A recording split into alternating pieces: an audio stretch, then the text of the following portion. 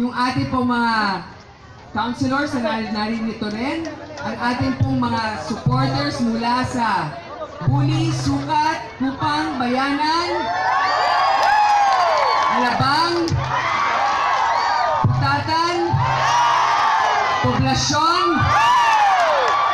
Sino ang pinakamalakas sumigaw dito?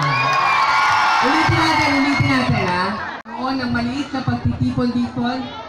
Kaya po, maraming salamat, nakakataba ng puso na nandito kayong lahat. Siyempre, para suportahan din ang inyong mga kandidato. Ito muna yung mga sinayatan ako. Alam mo,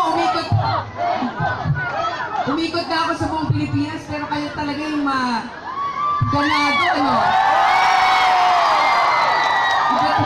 Iba talaga mga tiga-munting lupa. Hindi, alam mo, totoo to. Panahon pa lang ni FPJ, at kahit nung namatay na si FPJ, pag pumupunta ako ng Muntinlupa, talagang ganito kainit ang pagtanggap. Kaya nga, mga kababayan sa Muntinlupa, pag ako naging Pangulo, prioridad ko kayo!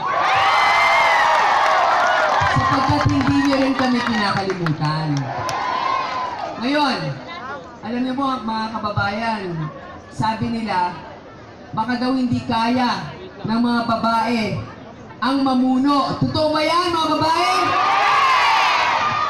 Baka daw hindi kaya ng isang babae ang maging presidente.